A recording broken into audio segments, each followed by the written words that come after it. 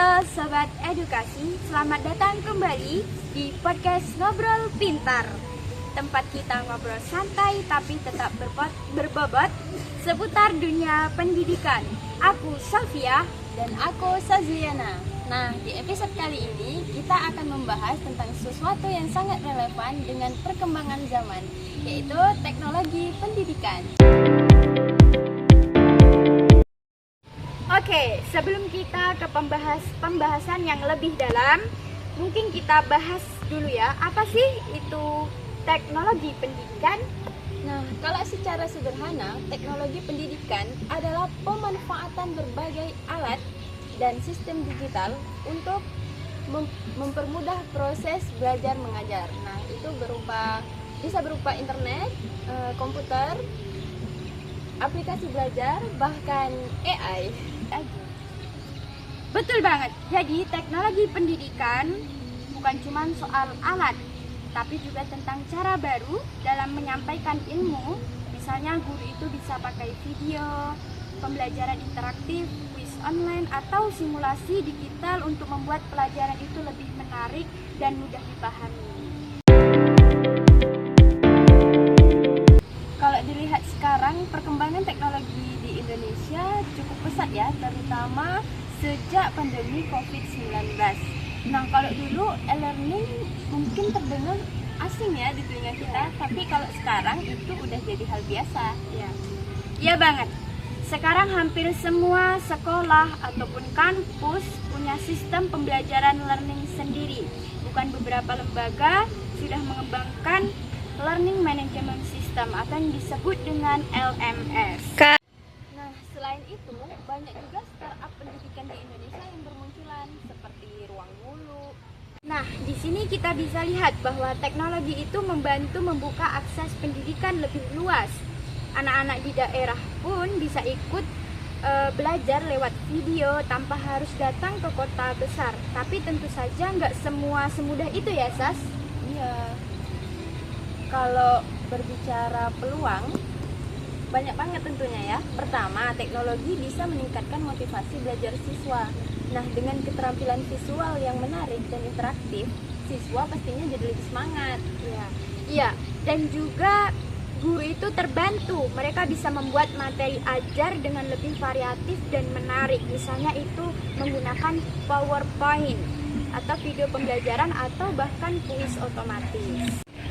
Nah, selain itu, teknologi juga mendukung konsep pembelajaran mandiri.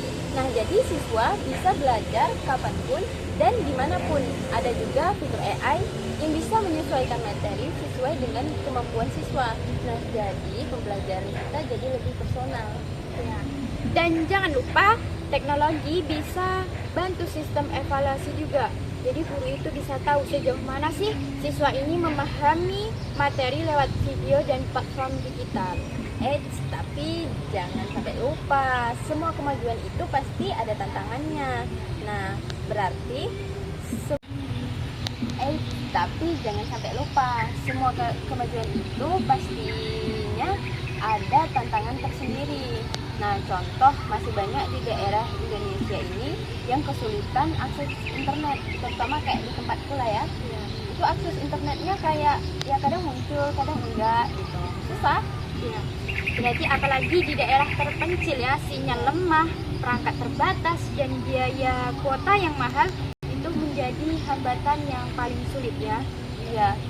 Belum lagi soal kemampuan guru. Nah, kadang guru-guru yang guru yang kayak zaman dulu di tempatku itu kayak kurang akan teknologi ini, kayak bahasanya scam tuh kurang melek dengan teknologi. Nah, itu juga termasuk tantangan kan? Dan kadang juga ada masalah dalam menjaga konsentrasi siswa karena belajar online ini bisa terganggu dengan hal-hal, misalnya orang tuh bisa buka game online ya kan? Iya, bener banget. Jadi walaupun teknologi ini membawa kemudahan, tetap juga harus dibimbing. Nah, jadi walaupun kayak siswa, kayak guru, semuanya yang menggunakan teknologi juga harus ada bimbingannya.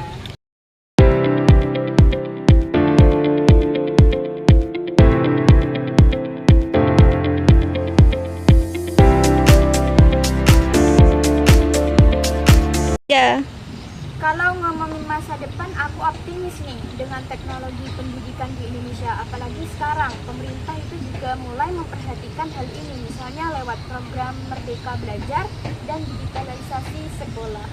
Ya, harapannya semua pihak itu berkolaborasi ya, dari mulai pemerintah, sekolah, guru, siswa, dan juga masyarakat, supaya pemanfaatan teknologi ini bisa secara maksimal dan merata, jadi semuanya bisa merasakan akan adanya teknologi ini. Nah, selain itu, banyak juga startup pendidikan di Indonesia yang bermunculan, seperti Ruang Guru, Kelas Pintar. Nah, mereka memanfaatkan teknologi untuk menyediakan akses yang belajarnya menjadi fleksibel dan personal. Ya. Nah, di sini kita lihat teknologi bukan untuk menggantikan peran guru, tapi untuk memperkuat peran guru sebagai fasilitator. Guru tetap jadi kunci, menanamkan nilai karakter dan semangat belajar. Setuju banget nih, karena pada akhirnya pendidikan bukan hanya soal pengetahuan, tetapi juga tentang pembentukan manusia yang berakhlak dan siap menghargai masa depan. Nah, sobat edukasi, itu tadi obrolan kita tentang teknologi pendidikan di Indonesia, antara inovasi dan tantangan. Semoga bisa menambah wawasan dan semangat kita untuk terus berinovasi dalam belajar. Jangan lupa selalu gunakan teknologi dengan bijak, karena masa depan pendidikan Indonesia ada di tangan generasi muda seperti kita. Terima kasih sudah mendengarkan Ngobrol Pintar. Sampai jumpa di episode berikutnya. Dah.